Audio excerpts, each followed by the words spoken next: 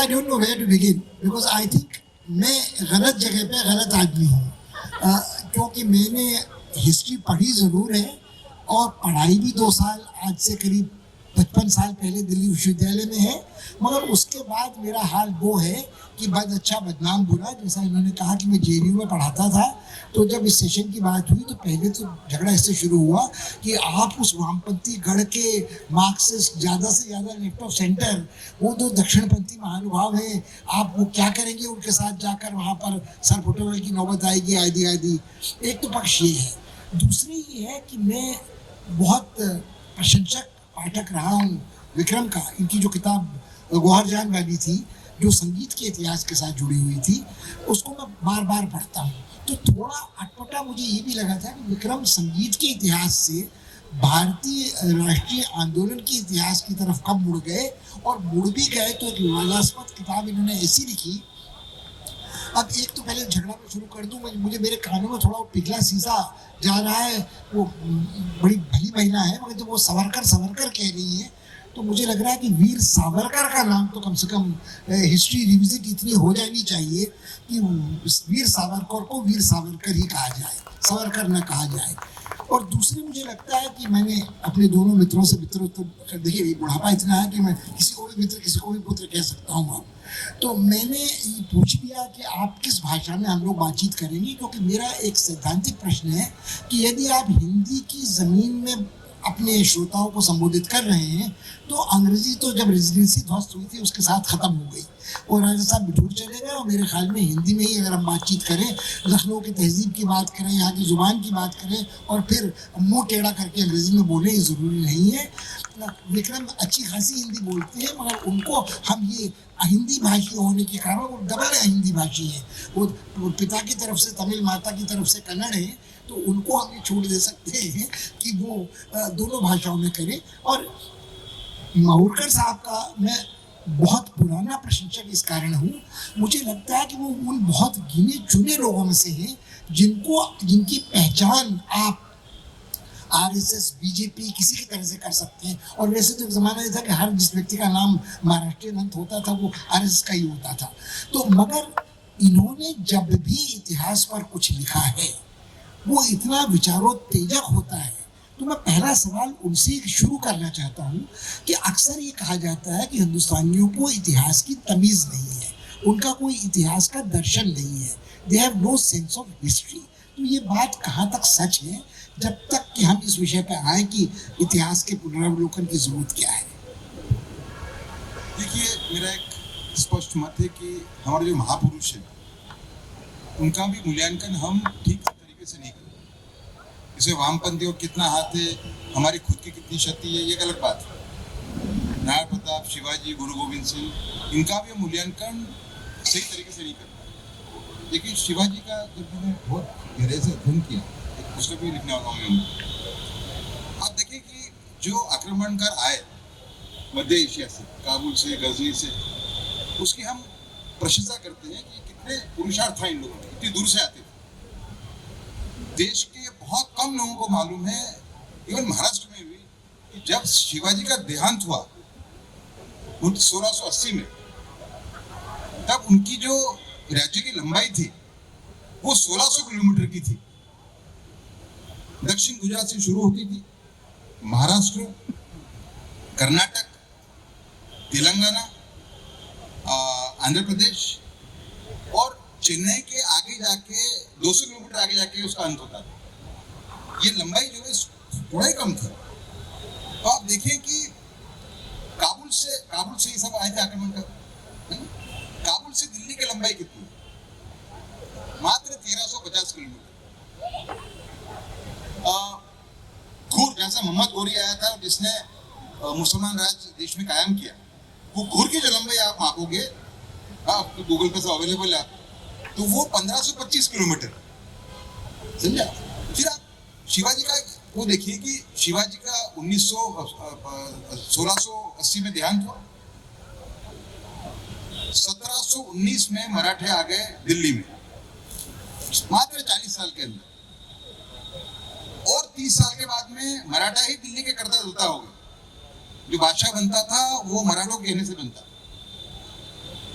1758 के अंदर मराठों ने पेशावर जीत लिया। पेशावर, पूना से जो लंबाई है पेशावर की, वो करीबन 2300 किलोमीटर है। हालांकि उनका राज वहां पे कायम से 6 महीने रहा, लेकिन पेशावर जीतना बहुत बड़ी बात है, क्योंकि जब से इस्लाम आया अफगानिस्तान में, तो जो हिंदू शासक थे, हिंदू वो नीचे ही उतरते गए। ये 700 साल में पहला मौका था कि जहां पेशावर पे एक हिंदू लोगों का राज स्थापित हुआ 6 महीने के, समझा? तो ये जो उसका महत्व है, ये हम समझ नहीं पाए। और शिवाजी, देखा जाए तो शिवाजी का जब देहांत हुआ, जब वो कुछ मायने में हम उनको एम्परर भी कह सकते हैं। अगर हम कृष्णदेवराय को एम्परर कहते हैं तो हम शिवाजी को भी कह सकते हैं, अगर क्षेत्रफल की बात है तो दूसरा जो उनका योगदान है कि उन्होंने, देखिए, चाणक्य नीति मृत पाए हो गई थी। चाणक्य नीति को उन्होंने पुनर्जीवित किया। सबसे ज्यादा किले 1000 वर्ष के अंदर शिवाजी ने बनाए पूरे देश के अंदर। वो एक शासक ने सबसे ज्यादा किले बनाए तो शिवाजी ने बनाए, है ना? प्रोग्रेस में आप देखिए कि एक राजा मुसलमान हो गए थे, उनको हिंदू धर्म ने उनका परावर्तन किया और अपनी बेटी उनके पुत्र को दे दी। दूसरा कि आप देखें कि मैं तो कहता हूं कि अंबेडकर जो हमको मिले, उसके अंदर भी शिवाजी का जो मॉडल था उसका बहुत बड़ा रोल है। शिवाजी ने सभी जातियों को लिया, महार को भी लिया। अंबेडकर के पिताजी महार थे। जब ब्रिटिश आए, उनको लगा कि महार बड़े बड़े ओबीडियंट हैं और वीर भी हैं, उन्हें महार रेजिमेंट दी। ठीक है, और भी कारण होंगे उसके। अब आप देखें कि अंबेडकर के पिताजी महार रेजिमेंट के अंदर थे। मैं नहीं मानता हूं कि फादर का आर्मी में नहीं होते तो हमको अंबेडकर मिलते। वो जुझार और उनकी जो पूरी, तो ये दूसरा दाखला है। आप देखें, बैटल ऑफ वाटरलू का नाम सुना होगा आपने, है ना? उसके हीरो तो ड्यूक ऑफ वेलिंगटन, हाँ, जो बाद में ब्रिटेन के 2 बार प्रधानमंत्री बने, है ना? और उसके पहले वो इंडिया में पोस्टेड, जब उनका नाम था Arthur Wellesley, major general Arthur Wellesley. ठीक है, वाटरलू एक वर्ल्ड फेमस लड़ाई है, वो जीतने के नेपोलियन से हारा और पूरे दुनिया में उनका नाम हो गया। He is regarded as one of the greatest generals. उसके आधार पे वो ब्रिटेन के 2 बार प्रधानमंत्री बन गए। जब उनके अंतिम दिनों में उनसे पूछा गया कि आपकी सब में यादगार लड़ाई कौन सी है, उन्होंने कहा मेरी सब में यादगार, उन्होंने वाटरलू का नाम नहीं लिया, उन्होंने कहा मेरी सब में यादगार लड़ाई असाई नाम की जगह है पूना के पास, वहां जो मराठा के साथ मेरी लड़ाई हुई थी वो सब में यादगार लड़ाई है। क्योंकि उन्होंने कहा कि सिंधिया और नागपुरकर भोसले, इन दोनों की आर्मी थी, ज्वाइंट थी की आर्मी। बोले उनका जो तोप मारा था इतना भयंकर था कि हमारी आर्मी बिल्कुल पस्त हो चुकी थी, और मैंने वीरता दिखाई और मैंने शौर्य का संचार किया मेरे लोगों के अंदर। हम आगे बढ़े और मेरे आधार पे हम जीते हैं। वो लड़ाई मेरे वजह से जीते, मतलब हारी लड़ाई हम जीत गए। अब आप देखे हैं कि महाराष्ट्र के लोगों को भी एसआई का नाम नहीं मालूम, बहुत कम लोगों को मालूम है, इतिहास से जुड़े लोगों को मालूम होगा। और वाटरलू की लड़ाई पूरी दुनिया जानती है। वाटरलू का नायक ये कहता है कि सब में महत्वपूर्ण लड़ाई मेरी थी, वो थी भारत के अंदर। भारत के लोगों को क्या, उस प्रदेश के लोगों को भी नहीं मालूम। तो ये इसको बोलते हैं lack of sense of history. तो यहाँ से अगर हम बात शुरू करें कि भारत में अपने इतिहास के बारे में संवेदनशीलता नहीं है, याददाश्त हमारी कमज़ोर है, जो विदेशी है उसका युद्ध हमें याद है मगर अपना निर्णायक युद्ध हमें याद नहीं है, तो हम इस विषय की तरफ लौट सकते हैं, रिविजिटिंग हिस्ट्री।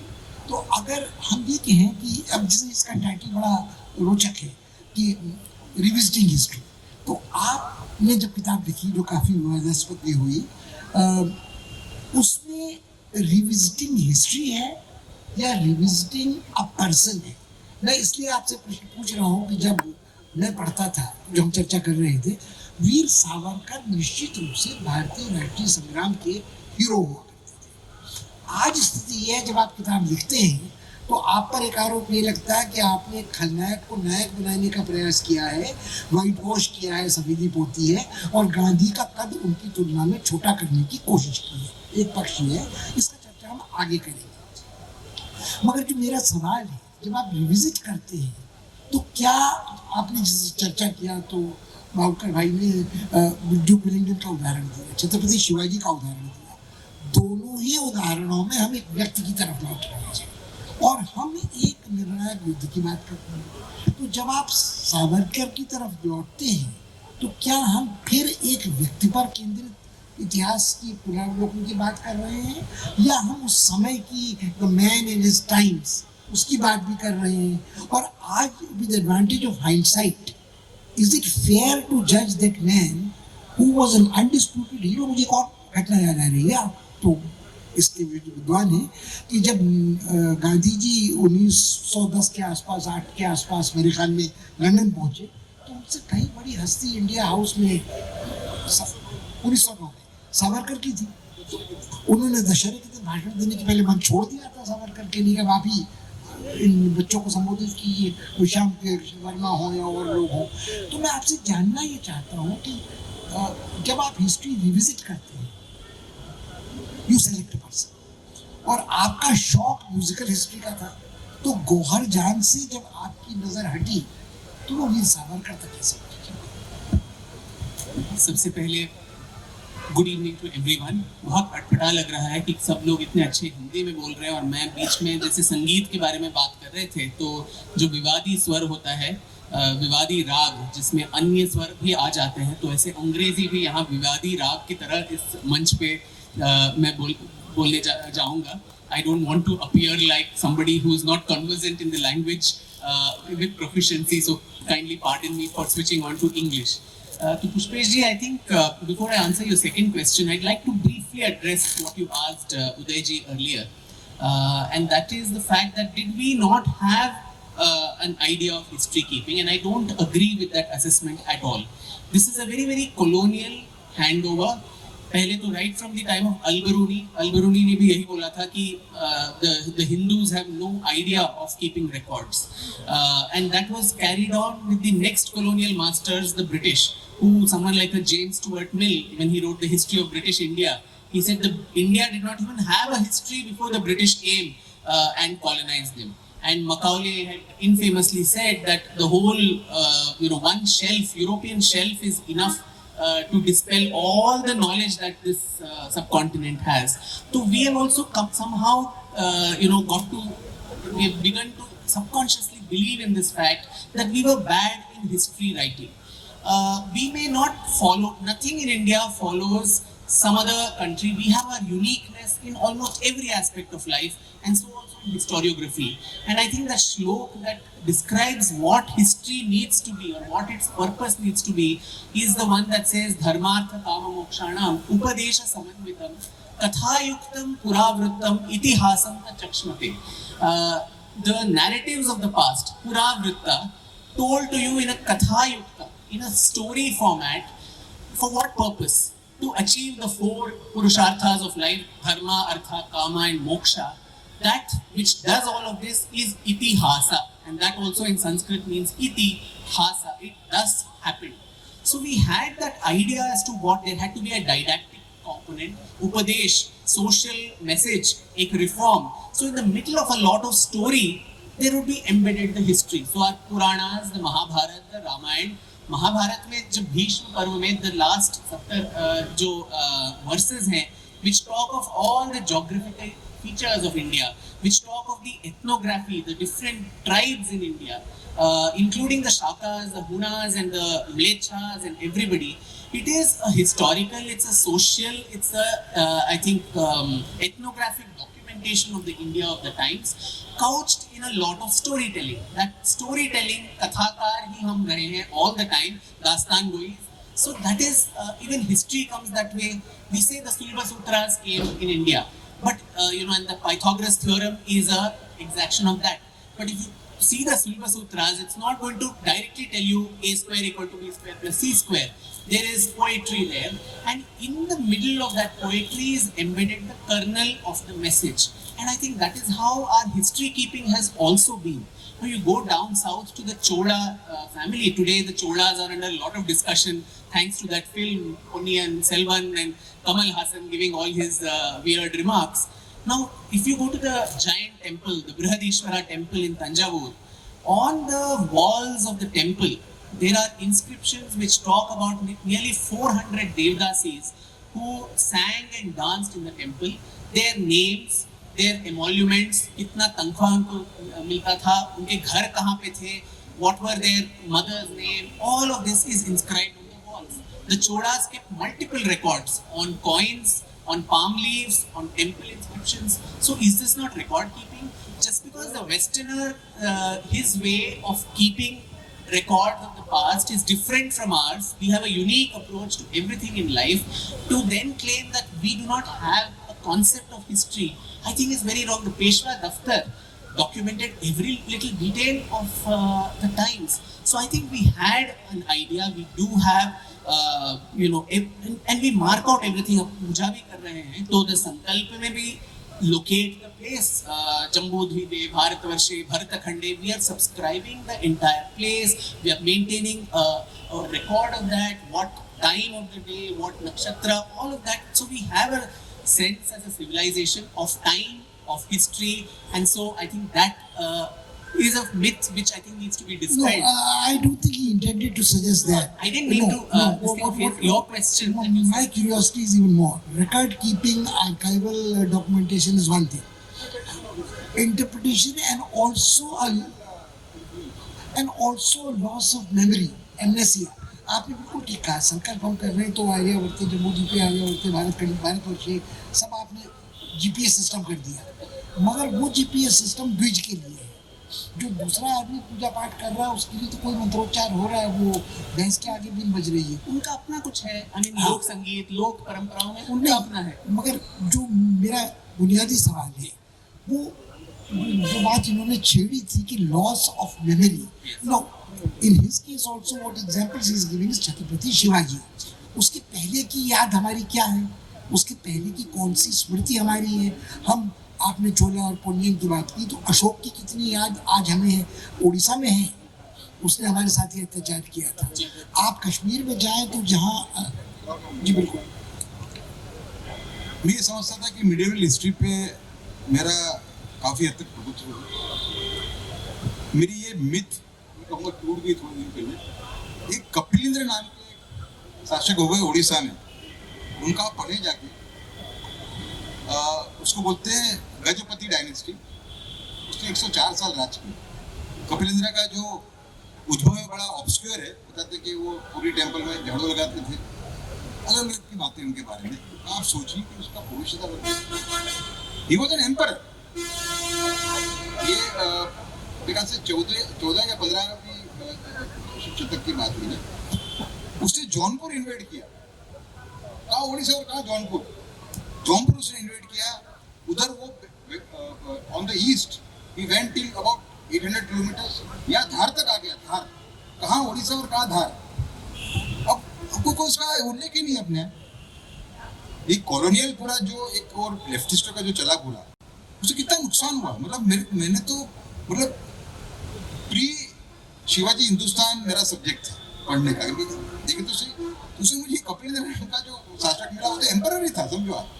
तो ये मेरा कहना ये है कि जो 1947 में जब हम आज़ाद हुए तो राष्ट्रीय पूर्ण जागरण का वो समय था. स्वामी विवेकानंद, श्री अरविंदो, दयानंद सरस्वती, स्वामी प्रमानंद जी, भारत सेवा आश्रम संघ, जिनको मैं गुरु मानता हूँ, ऐसे संतों ने बिल्कुल बेस तैयार रखा था. लेकिन कांग्रेस की नीतियों की वजह से और गोडसे ने जैसे गांधी जी को मार दिया, उसका लाभ उठा के ऐसे लोग जो जमीन से जुड़े हुए नहीं थे, जो विदेशी विचारों से प्रभावित थे, जिनका कुछ लोगों का पैन इस्लामिक एजेंडा भी था उसके अंदर, वो सत्ता में आ गए और 60 साल तक उन्होंने ये प्रयास जारी रखा. तो ये जो 2014 में जो दौर शुरू हुआ है, इसको मैं कहता हूँ ये राष्ट्रीय पुनर्जागरण का समय है। ये विचार भी मुझे लास्ट 4-5 साल में आया। अच्छा नहीं मानता कि अगर ये सरकार आती, ये मतलब ये जो पूरा वातावरण में चेंज हुआ जी, उसके बाद में ये विचार आया। मुझे भी विचार पहले नहीं आया। हाँ, आप समझे? Can we get back to the जो आपने टिप्पणी की उसको हम फिर फोकस में आएंगे। दूसरे सवाल का उत्तर अभी बचा हुआ है। बिल्कुल। तो loss of memory, I completely agree, Uday ji, what he said, that in these long, decades and decades of invasions, destructions, our libraries have been destroyed. Nalanda ho, Takshashila, Vikramshila, Nalanda को जब जलाया गया 6 महीने तक पांडुलिपियां और सारे किताब जो थे जल रहे थे, and all our knowledge systems were destroyed. So there was loss of memory that we have a lot of written records, but I think through oral narratives and the fact that a lot of our knowledge transferred word of mouth, Shruti, a lot of it remained somewhere, though lost, in transition. But I think the biggest, I agree again with Uday ji that one is of course the leftist narrative, particularly of our past, which is a very, in my view, a very faithful, coming down from our colonial masters as to how to always fill us एक हीन भावना अपने बारे में, all the time talking only of the failures of the past, not suitably highlighting the achievements of the past. I think a historian's work is not to create jingoism and false, pride and all that. But the converse is also not true कि आप आत्मग्लानी हमेशा अपने आप पे करते रहो, एक समाज को इस तरह से कुंठित आप कर दो कि आप all the time you are only looking at yourself apologetically. That has been the problem with the way history is written. And in fact, my new book, Brave Hearts of Bharat, which is just going to come out this week, we are talking about the same loss of memory that he mentioned, that we won battles also. हमें हमेशा बताया जाता है कि हम एक के बाद एक जंग हारते गए. आप एक किताब स्टूडेंट का एक हिस्ट्री टेक्स्ट बुक ले लीजिए, Arab invasion of Sindh, battle of Karen, Indians lost, then the 3 battles of Panipat, India lost, then you have, I mean, whatever battle immediately strikes your mind, आप उसको याद कीजिए. It is only about the battles you lost, the Anglo-Mysore, Anglo-Maratha, Anglo-Sikh Wars, Battle of Buxar, Battle of Plassey. It is like a long litany of wars that हम हारते गए, जो भी आया, अरब्स आए, टर्क आए, मंगोल्स आए, Dutch, French, Portuguese, British, हम we just covered under all of them and were defeated. But आज अगर हम एक सभ्यता के तौर पे, एक राष्ट्र के तौर पे आज भी जिंदा हैं, तो कुछ तो ऐसे जंग होंगे जो हमने जीते भी होंगे, कुछ तो लड़ाइयाँ हमने we would have put some resistance, there would have been some courage. तो वो कहानियाँ कहाँ पे हैं? What are those stories of courage? ये कहानियाँ तो आपकी दूसरी किताब में, जिसके बारे में कल आप चर्चा करेंगे, तो मैं इस सत्र में आपसे उस किताब पर चर्चा नहीं करूँगा, मगर जो सवाल मेरे मन में सावरकर, हाँ जी, आपने जो बोला, I think it was very important that for me when I wrote that 2 volumes on Savarkar, एक तो of course to bring the man who, as you rightly said, was one of the tallest leaders and heroes of the freedom movement, who has unfortunately been vilified so badly, more so recent times. One was to bring records, the archival records, straight from the horse's mouth to the public domain. But simultaneously, what was important was the times also. I think through Savarkar's life, there was also this attempt in my work to put before the people the fact that there was no one stream of the freedom movement. दे दी हमें आज़ादी बिना खड़ग बिना भाल, साबरमती के संत तूने कर दिया कमाल, ये तो बहुत अच्छी बात है. But simultaneously, and I'm not bringing down Gandhiji's movement's importance. That was a movement which brought the country, gave that sense of nationalism and so on. But simultaneously, right from 1857, यहाँ बेगम हजरत महल के शहर से लेके पूरे देश में कानपुर, दिल्ली, 1857 movement से लेके 1946 तक, the naval mutiny preceded by, of course, Netaji Subhash Chandra Bose and the INA, of which Savarkar was an inspiration. There was एक सशस्त्र क्रांति की एक अविरल धारा बहती रही, और this never came down. In different pockets of India हमेशा सशस्त्र क्रांति बनी ही रही थी. उसको हम हमेशा गौण करके अपने इतिहास में दिखाते हैं, ये दर्शाने के लिए कि अहिंसात्मक जो लड़ाई थी वो ज्यादा इम्पोर्टेंट थी.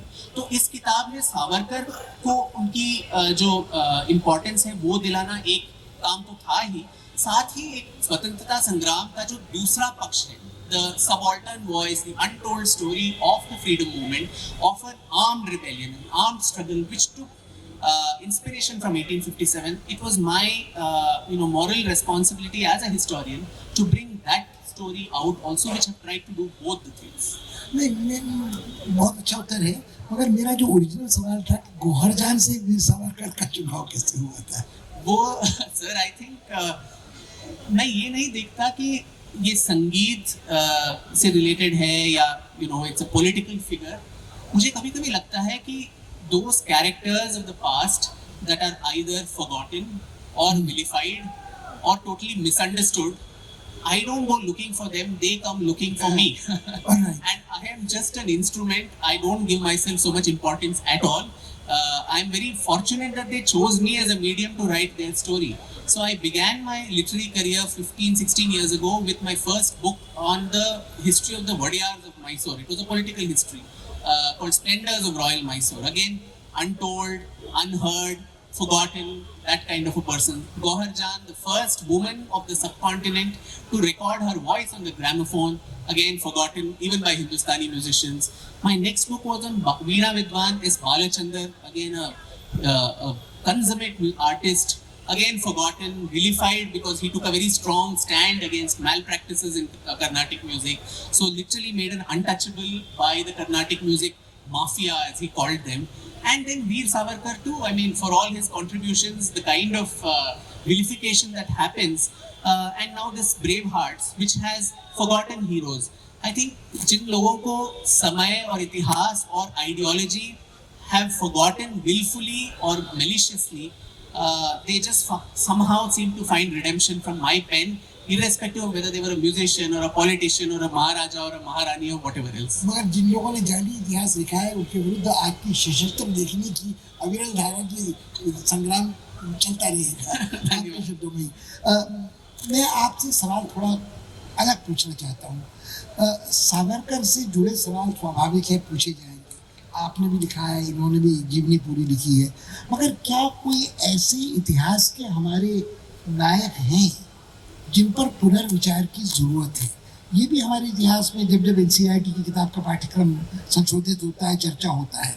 ये राणा प्रताप ने हराया था अकबर को हल्दी घाटी में, तो राणा प्रताप बड़े नायक हैं अकबर से. तो क्या अकबर के पुनरावलोकन की भी जरूरत है इतिहास में? देखिए, मैं ऐसा मानता हूँ कि जो 300 साल का जो अत्याचारों का दौर चला हिंदुओं पे, अकबर कोई भी कारण हो, अकबर पहले मुसलमान शासक थे जिन्होंने मंदिर तोड़ने पे रोक लगाई, जिज़िया टैक्स विड्रॉ किया. तो आप अकबर को, मैं अगर 100 में से 70 मार्क देता हूँ, 60 दीजिए. आप अकबर को 40 मार्क नहीं दे सकते. मेरा स्पष्ट मानना है. दूसरा कि हमारे देश में मुसलमानों के 3 तबके. एक है कट्टरवादी, जिससे देश को लड़ना पड़ेगा वैचारिक लेवल पे, फिजिकल लेवल पे. दूसरा है कम कट्टरवादी, जिनको कंट्रोल में रखना पड़ेगा. और तीसरा है मॉडरेट. तो जो मॉडरेट हिस्सा है या लेस कट्टरवादी है, उनके लिए भी कोई रोल मॉडल होनी चाहिए मध्यकाल के, बिल्कुल होने चाहिए. तो वैसे ही रोल मॉडल मुस्लिम कम्युनिटी में कम है. हमारी जो मिली जुली जो संस्कृति है उसके लिए रोल मॉडल कम है. अवध की बात अलग है. यहाँ पे असदुल्ला की बात मैं करूँ तो जब एक ब्राह्मण बैंकर को मुसलमानों ने मार दिया तो उन्होंने मुसलमानों को शिक्षा की. असदुल्ला यानी जो नवाब था, ये 19वीं सदी की बात है, ये 18वीं सदी की बात है. तो वैसे कम है कैरेक्टर्स. तो मैं मानता हूँ कि अकबर को हमको एक सही परिप्रेक्ष्य में देखना चाहिए, उनका सही मूल्यांकन हमें करना चाहिए. पर इससे एक और बात मैं जोड़ना चाहूँगा. कई ऐसे नायक हैं हमारे अलग प्रदेशों में जिनको हम या तो विलन के रूप में देखते हैं गलत तरीके से, हमारे वो महानायक है हमारे, या तो वो कई फिगर ही नहीं होते. मैं गुजरात का आपको दाखला दूं. Gujarat is a Vaishnav state. वैष्णव धर्म के लोग सबसे ज्यादा गुजरात में बड़े पैमाने पे. मोहम्मद बेगड़ा नाम का एक सुल्तान हो गया गुजरात में, महमूद बेगड़ा, महमूद शाह बेगड़ा, है ना. इसके लिए इसको बेगड़ा कहा जाता है. गड़ा मतलब गढ़, 2 गढ़. इसने जूनागढ़ और पावागढ़ ऐसी दो रियासतें राजपूतों की उसने जीती थी, है ना, बेगढ़। अब देखो उसको हीरो माना जाता है। He is the only Muslim ruler who demolish Somnath as well as Dwarka. अब देख किस टाइप का, मतलब ये एक विडंबना है मेरे लिए कि वैष्णव का गढ़ है अपने गुजरात, और वहां भाई मोहम्मद बेगड़ा वहां हीरो है जिसने द्वारका भी तोड़ा हुआ। और समझे, आप देखें कि जब पावागढ़ जीता मोहम्मद बेगड़ा ने, इस बात का उल्लेख मेरी किताब में भी किया है मैंने, Veer Savarkar the man who could have prevented partition में। पावागढ़ कैसे जीता? पावागढ़ में एक जयसिंह चौहान, उसको पताई रावल नाम का राजा था, वो खिच्ची चौहान था, और वो जो हमारे कांग्रेस के नेता हैं श्री दिग्विजय सिंह जी, राजा दिग्विजय सिंह जी के पूर्वज थे। तो इसने घेरा डाला और करीबन मैं मानता हूं कि 20 महीना वो घेरा चला, जीत नहीं पाया।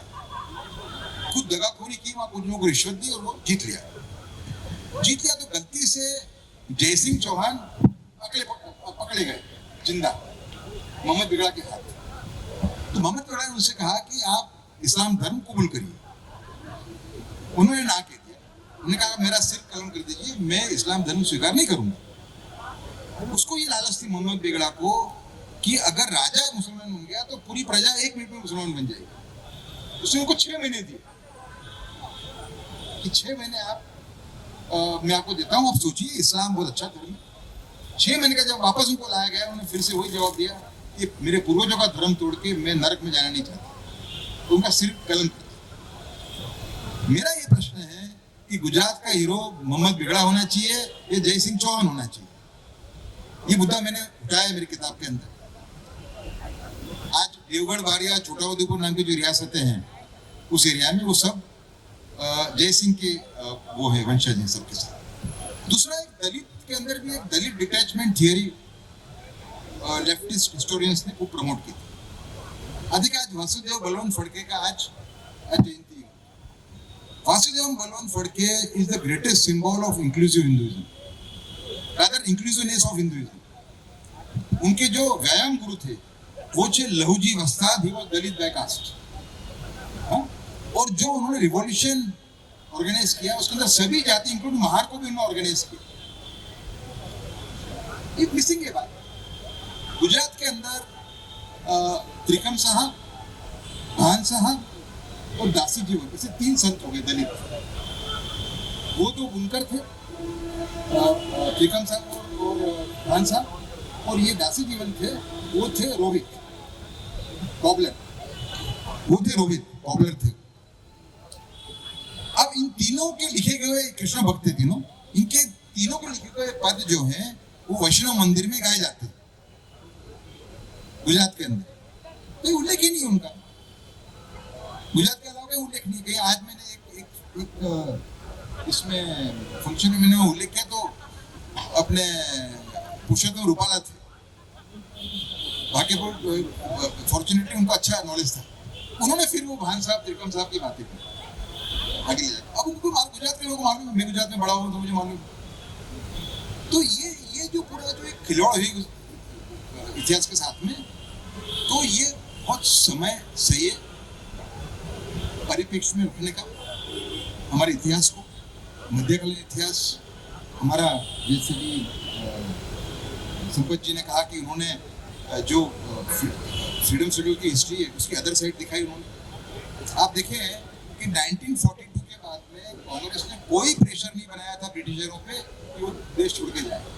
क्लेमेंट एटली जब 1956 में जब कलकत्ता आए और पीबी चक्रवर्ती वहाँ के एक्टिंग गवर्नर थे, उनके घर रहे, तो चक्रवर्ती थोड़े राष्ट्रवादी विचार के थे, वो उन्होंने उनको पूछने का प्रयत्न किया कि एटली साहब बताइए हमें कि 1942 के बाद में, after the failure of the quit India movement, there was no pressure that Congress could build to force Britishers to leave this country. So what were the actual reasons? You are the person who gave us independence. Tell us. पहले तो उन्होंने avoid किया।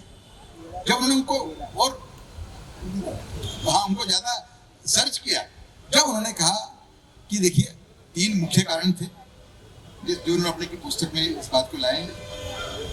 एक, जो 25 lakh soldier जो आए थे, जो देखिए सेकंड वर्ल्ड वॉर में सबसे बड़ा योगदान ब्रिटिश और एलाइड फोर्स जिताने में हमारे सोल्जर्स का। वापस आ रहे थे जब वो कह रहे थे कि देखो भाई हमने आपकी लड़ाई लड़ ली, अब आप देश छोड़ के जाए। फिर आईएनए ने जो प्रेशर बनाया, आईएनए की वजह से जो प्रेशर बना, आईएनए लास्ट में आईएनए हार गया, लेकिन वो प्रेशर जो बना था उसका डर बैठ गया ब्रिटिशरों के मनों में। तो तीसरा जो नेवी की म्यूटिनी की जो बात करते हैं, उन्होंने कहा ये 3 मुख्य कारण हैं जिसके वजह से हमको देश छोड़ना पड़ा। फिर उन्होंने पूछा तो फिर कांग्रेस और गांधी जी का कितना रोल है? उसने एक ही वर्ड यूज किया, लिखा उसने कि बड़े सरकास्टिक में उनके वोट ट्विस्ट हो गए, उन्होंने कहा मिनिमल। तो ये सही इतिहास है। यहाँ से हम आपके प्रश्न की ओर आते हैं।